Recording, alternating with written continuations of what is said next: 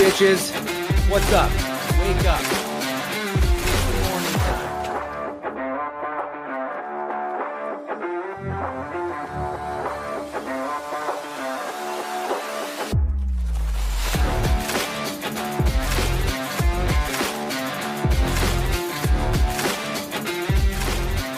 What is up? What is up, everybody? How are we doing today? It is not Monday. It sure does feel like a Monday in my brain. Um, but yeah, it's took see, I keep saying I took the day off, but I didn't take the day off yesterday. I just stayed home and worked from home. Um, so I don't know what the proper phrase of that is. Being someone who typically goes to work, I think that's kind of like the weird gap for me on this one. So, man, StreamYard guys, we're so behind. StreamYard is tanking right now. It is doing everything in its power to tell us to get the F off the platform and go somewhere else.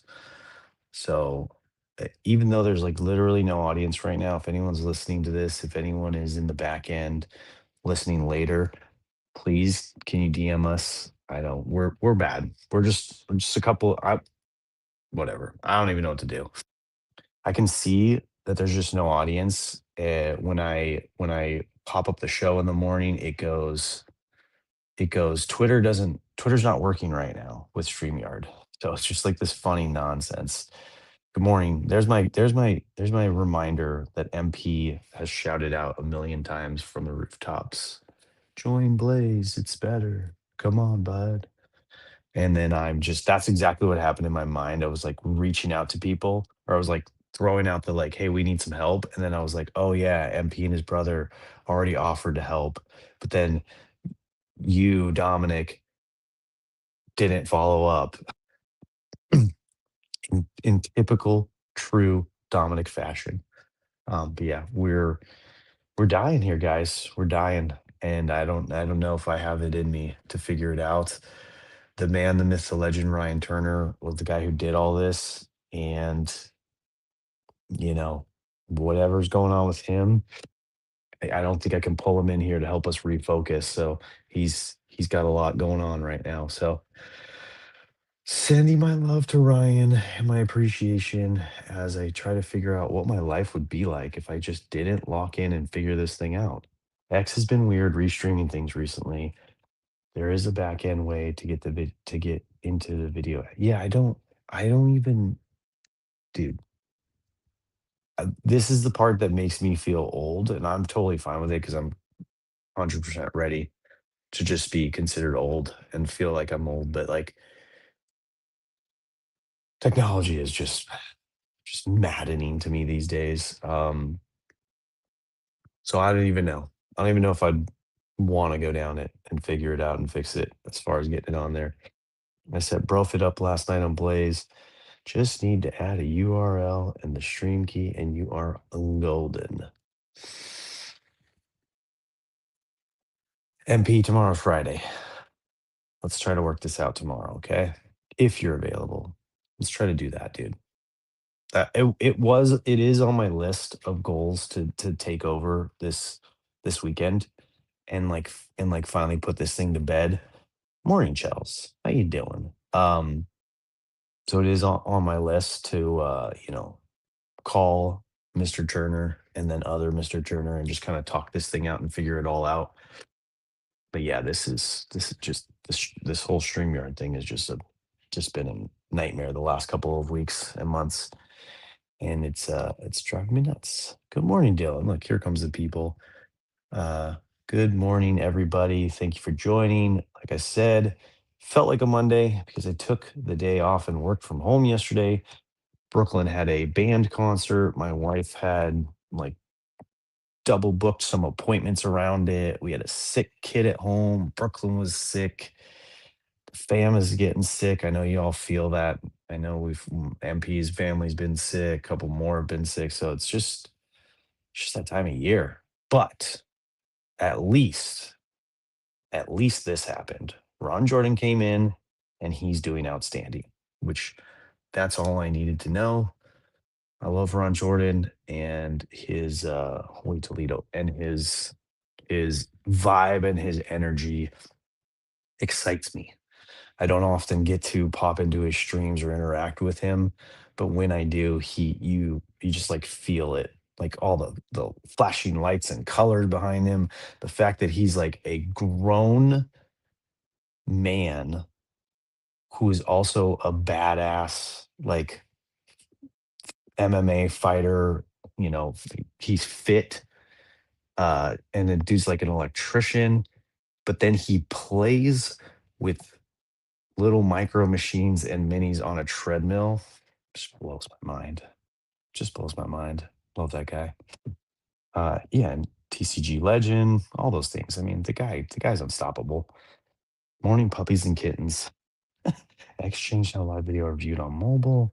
More of a TikTok, Instagram. Gotcha. Bummer. Okay. I have issue. I mean, come on. We all got issues. But I like to assume the best. Title of the show. Did you guys catch that? Um, yeah, it's been like I'll go back to something I've said a lot on here, but it's been one of the joys of the one of the greatest joys for sure that I know I have and a lot of us have of entering into this View Ferns community and the way everybody shares and how interesting people are. It's just somehow, some way, it's taken the awkwardness out of it. I know there's a couple of people, I think me, Chels, I think you're one of them. MP, I know you're one of them too. Anne is one of them too, as well, where it's like kind of like awkward in person, but somehow like whatever it is, the vibe of the community, the way Gary set it up has made it much easier for us all to kind of put ourselves out there and realize that like we're all awkward, we all have issues, we're all nerds, we're all this, we're all that, but like we also can root for each other, appreciate each other, love each other, support each other. And then that energy just kind of it's like a snowball going downhill. It's amazing. So I love it. I love it. The ones with issues gather here. And we can also still be flies on the walls, 100%, Dylan. The VF energy is so inviting to you to be you, you know? Yep, that's what I'm saying. Well done. We did it. We all give really good hugs too for some reason. Yeah. Well, I mean, I think a lot of it has to do with the fact that we put that extra we put out all those layers and we kind of, feel deeper connection or whatever towards each other. And so those hugs just come with a lot more energy. Um, yeah, it's and I think like what Ron's saying is like it creates more like you want to create more for yourself. You want to put yourself more out there. The more you do it, the more people react, the more you react to other people reacting. Like it's just and that's how we get into these little um Twitter times of like where you're like, oh, I just spent 4 hours like freaking scrolling and talking to people and chatting this way or not. I know I look around and say, this is how people see me when I look at when I look at you.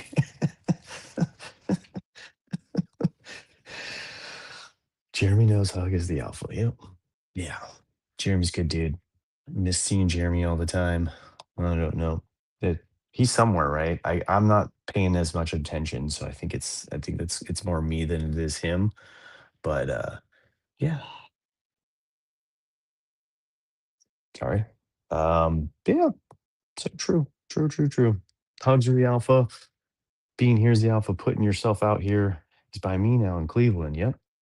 Um, Ohio based. I just haven't reached out to him in a while. or seen him on streams. Like I've been in and out of the stream. So normally I'll send him a DM, check in with him. He and I have exchanged some little like video messages. Super cool. Uh, I've always felt I've always felt seen and heard by Jeremy, and that's been one of the greatest things for him. And I know a lot of people say that as well and sort of think that like, oh, it's not just me. He does it with everyone else. Like there's a little bit of like, oh yeah, I'm not like but then at the same time, the way he does it, it does make you feel very much like you're the only one, but you're important to him to have taken a minute to do that. And he's just a guy. So not a celebrity, but he just feels like it sometimes. So yeah, cool. We're all over the place right now, which is fine. So I don't know where Jason is. Didn't even get a message from him, so I assume he's just sleeping in today. Um, but that's cool. We're here. Today's Thursday. Back at work.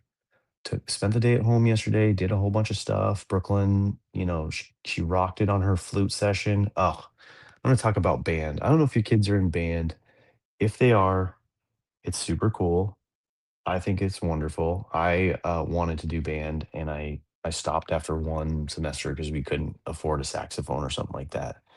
Uh, then the band, I'm gonna call him a teacher. I think he's called something different, but he recommended this place out on the East Coast somewhere. Well, that did not come out right. Where you can rent to own instruments. So if anyone's thinking about like my kid wants to be in band and instruments are expensive, like Brooklyn's flute was like 750 bucks. Which is not incredibly expensive, but at the same time, like when it's something where the kid has to have the instrument to do the band, but you're like, okay, well, the last time I bought my kid, soccer cleats and they did it one season, and yeah, that was only, 50 bucks for soccer cleats, but am I really going to drop 750 on an instrument? And then how am I going to feel next year when they don't want to do band anymore? So I think he outlined it pretty well. This company does rent to own with no interest and no fees if you return it. So it's like basically like set up the best way possible for you as a parent to try this out. Like you could just mail it right back and they'll just end your, contract at whatever it is that you paid. It's 25 bucks a month. Um, but she stuck with it. We just got it paid off, and it was great. It was like a set it and forget it thing. In fact, I called the lady and I'm like, "When is this done? You guys made it so easy. I didn't even know what's going on." And she's like, "You just actually finished your last point payment, and then you can change instruments, like David said. You can switch, um, and you can upgrade. You can do all that stuff. It was a very very amazing." Company that I am totally blanking right now on the name, so I'm shouting them out, but then I have no way to send any of you that may be interested the referral. Ugh, I don't know what it's called. Um, it is a good idea. So if that's something but anyways, her concert, like seeing her, the way that she interacts with the band, how she has fun with her bandmates, how her teacher is incredibly well versed and knowledgeable in music and everything like that. He's very strict, but also very fun. So tickle me, Dom. Okay. All right, David. Um, So it's been an amazing thing for Brooklyn, and I've really loved that for her. Uh, I think it's one of the things that throughout all the middle school ups and downs, it's been a one really good constant for her. IQ Instrument Rentals is who our school uses. Nice, nice, nice, nice. Okay, so I didn't know that as a kid. I never thought that was a thing, but this teacher recommended it, and it's been great. I would 100% recommend them. The website is like 1,000 USA band or something like that. I don't know. I tried to put that in earlier and it didn't come up, so that's why I was like, that's not it. So I don't want to get the reference, but Taylor Music. I just figured it out. Taylor Music is the company. It's 1-800 USA band. Ha ha. We got it. I knew we'd get there eventually. Um, yeah, better than Tickle Me Elmo, I guess. I don't know where you're coming from, David. Where are you going? Did I say something about tickling or Elmo or Sesame Street?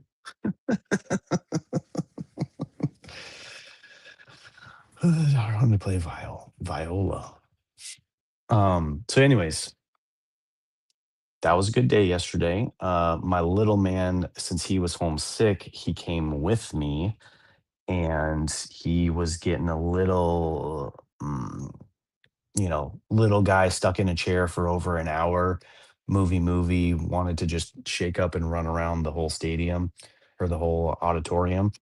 So that was a little bit whatever, but tickling the flutes is turning into an After Dark episode. Is that what he was talking about? Okay, all right. I gotta tickle the keys. Okay, all right.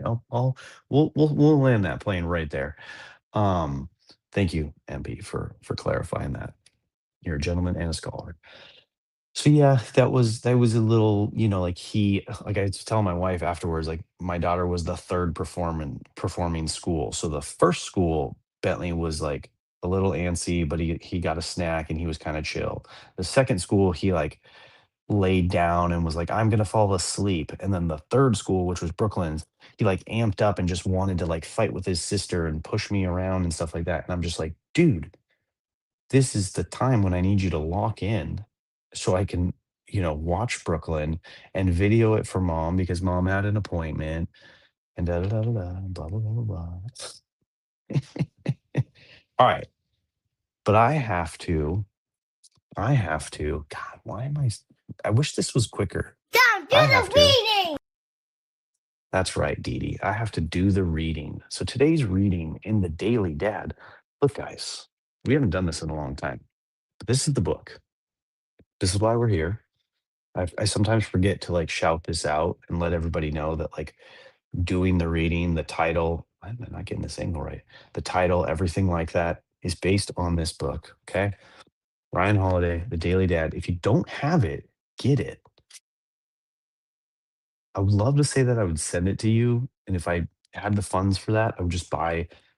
I thought about it when it came out because he had the whole like, if you buy 100 of them, get a dinner date with Ryan. It's like, oh, that'd be kind of cool.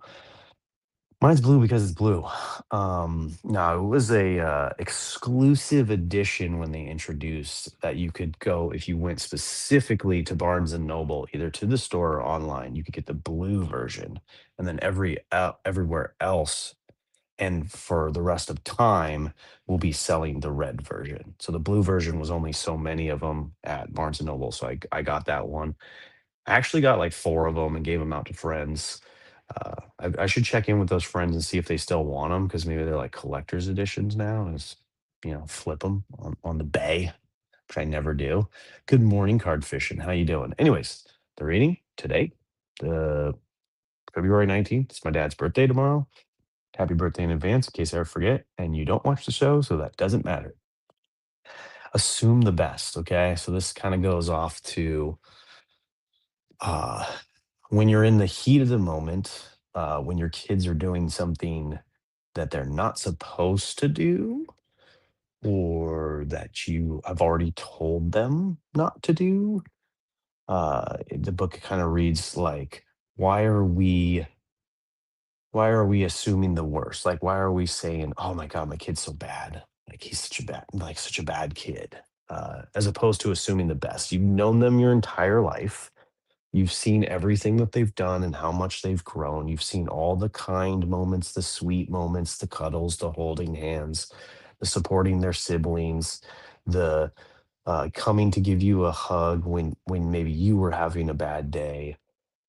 But in those heated moments, we we kind of go, "Yep, always pimping Ryan Holiday." It's my favorite author, one of the one of the biggest catalysts to all the changes that I've been making lately led me to the VFriends community, which led me to this show.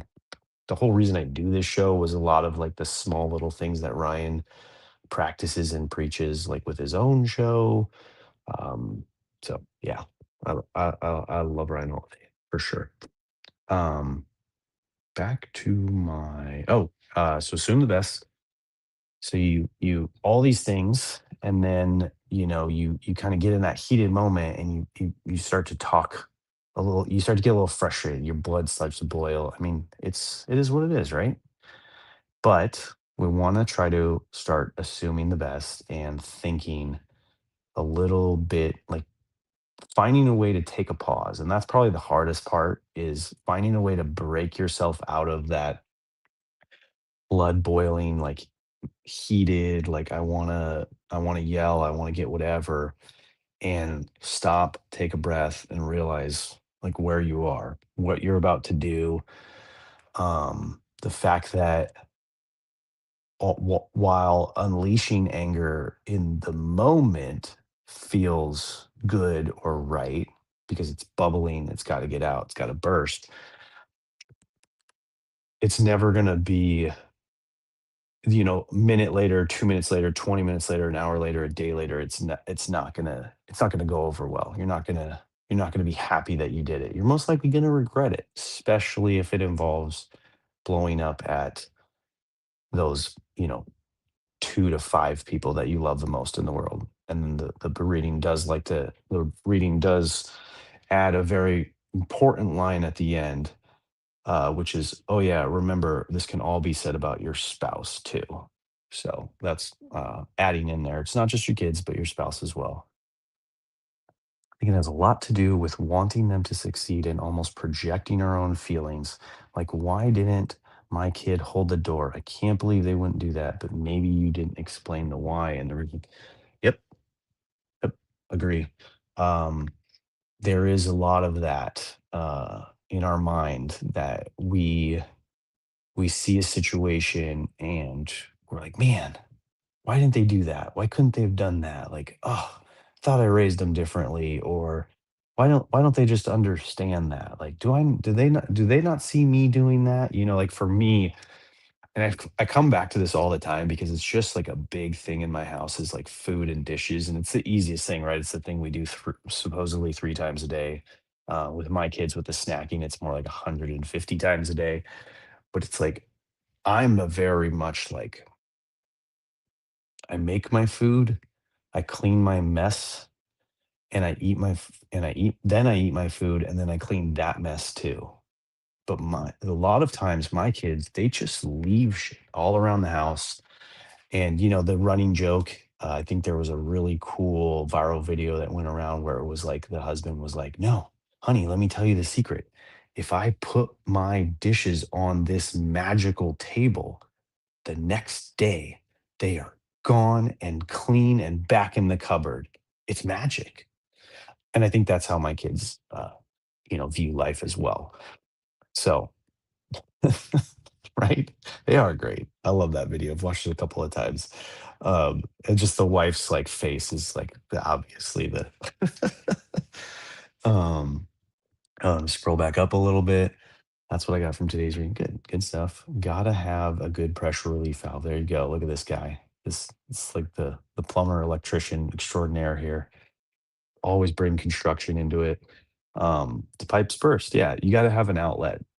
But I think it's the important factor there is your outlet needs to be um not private, but like your outlet can't be on your kids or on your wife or anything like that. Go punch a punching bag, go work out, go draw, go color, go listen to some scream music, go drive 150 miles per hour on the freeway. No, don't do that. Um, you know, I don't know. Go stream late at night and rip cards and yell at people while drinking Basil Hayden. I don't know who does that either. My reactions are solely based on my stress level. I know. This is tough. It's managing that stress, and sometimes you don't even realize that it's happening, right? Like the little tiny nicks that happen all day long, and then by the end of the day, your stress levels are up high, and then, something simple happens that maybe had it happened in the morning, it would have just been like, "Ah, okay." But at the end of the day, you barely got the energy to suppress the rage monster inside, the little Chels Hulk. Or maybe they're walking while they're on their phone and not being in the moment. Be a good roommate. Yeah. Yeah, there's a lot of that going on right now in my house. I'm really trying to tiptoe around the screen addiction thing because every time I bring it up in a heavy fashion, I get a lot of pushback from the other family members. And so we're getting there, but it is tough. I listened to um, one of the most recent Diary of a CEO podcasts about screens and short form videos, especially, and it was definitely a eye opener, little scary to think about how far gone my family and kids are. Me as well, but not as much. Yep, yep, yep. Those screws I left on the counter 1.5 years ago, I need tomorrow. Why didn't you? I don't know where that came from. Is that a husband-wife thing right there? My Instagram DMs to my ladies are full of those videos to them. Yeah, don't. Oh, the hiding, the secret, uh, what was I saying? The mythical creature that cleans stuff. Do you reference yourself as that person, Ron, in the house, or is it Alyssa? For me, it's both me and Amy, but the other day I did reference it with the dishes in the sink. I was like, "It's so weird. The little gnome that comes out at night did not do the dishes last night." She's like, "Very funny." So then I had to do 'em. I don't do the night stuff because I'm the first one to sleep. So that's if it doesn't get done by the time I'm ready to go to bed, it's either the gnome that is awake all night, or I'll do it the next morning. Uh, we have set chores. Okay, gotcha. Nice. I had that growing up. Um, I appreciated that. It seemed very well laid out by my mom and easily accomplishable by me and my sister, but I have never been able to instill that into my wife and my family. Dude, have this laundry fairy that comes once a week, still trying to capture her. So I used to have that, but then I dropped a couple of complaints in the message box about the way my laundry is being done, and that was, let's see, Bentley didn't exist then, so it was over 7 years ago. My wife has not touched my laundry since then. She's like, "Oh, yeah? You wanna drop a little complaint? You wanna make a little revision to the laundry fairy? You buddy." So she does not do my laundry anymore. It gives you a target daily to check off the list. Yeah, I feel like that's true. I mean, I do that with my routine and my workout and all that other stuff. You just know it's on you, and then if you don't, laundry and the dishes fairy comments.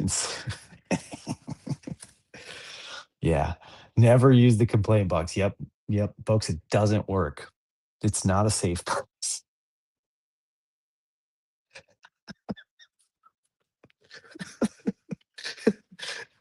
Oh man. Do you guys want to know what the complaints were? So I'm very particular about the way that my laundry is done.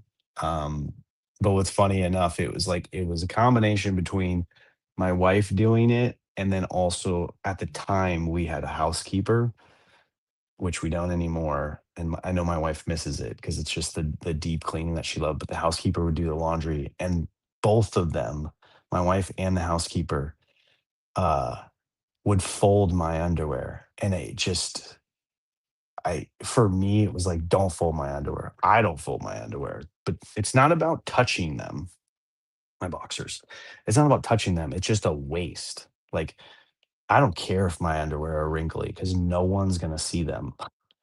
So I'm like, don't waste your time folding my underwear. And then I do that to my son's laundry. I just like put it all in a bin. And my wife goes right behind me and folds it, that magical fairy. So it's just, and then the other thing I was doing, I was somewhat color coordinating my shirts, and she couldn't understand the system, so she didn't. She kind of gave up after that.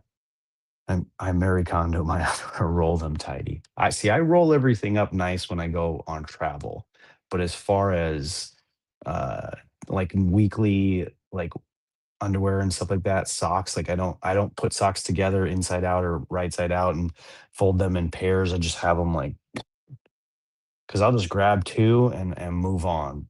They're all lefts and rights as far as I'm concerned. I'm not a Jared from Kim's Convenient. If you get that reference, same. Just it just stuck and so much easier to find. All right, man. I have one set of socks, so it doesn't matter. Yeah, same here. And I like to buy a couple. When I find a pair of socks that I like to buy a couple bags of them so that I have enough. And then most recently, well, we don't need to get into that. We don't need to get into the sock drama in my household.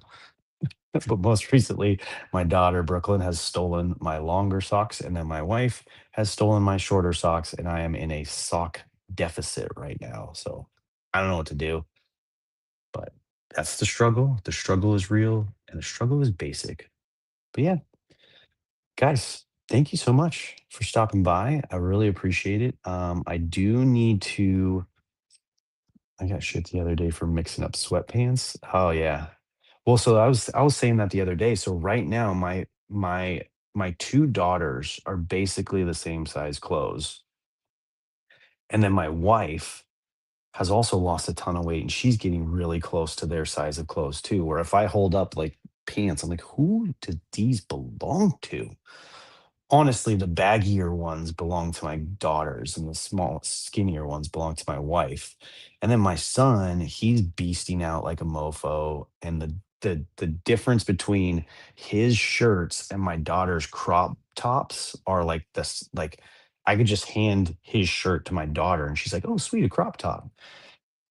Yeah, that's what I was just thinking too. I was thinking I just need to rock some bright pink and purple socks, and then that way no one else will want it.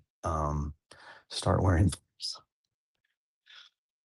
ugh, that would be funny. That would be funny. Um, hmm. Anyways, I was saying I need to slide into the DMs of Mr. Jordan. We need to schedule one of these mornings where Ron comes up and blesses us with his presence. He is one of the few here in the chat that hasn't been on screen with me. And like I said, I was kind of fanboying out on Ron Jordan earlier in the episode. So, Ron, let's pick a day next week, tomorrow, whatever you want, man. You know the time, you know the place. And I think I can still figure out StreamYard by then. The great Ron Jordan, right? Exactly. Um, right on, guys. Well, thank you, everybody. Yeah, Dylan's another one. Dylan's the only other one, but that's because he's driving. So I don't need you on the freeway on the show. You need to a random day off and then jump on here for sure. Um, Today is Thursday. Tomorrow is Friday. We are off tomorrow on MP. We are hanging out. Was the first View Friends podcast I watched. Ron's Roundtable. Nice. Dope. Yeah, Ron is oh sorry. I had to prove that one, but yeah, he appreciates that. Good stuff. Thank you everybody. I'll see you back here tomorrow. Maybe we'll find out the mystery of what's going on with Jason. If he's listening, I hope everything's okay. If your wife is listening, I hope you are recovering well. Um, yeah, I mean, that was rough. So, see you, everybody. Have a great day. I'm off to work. Thank you, thank you, thank you. Music.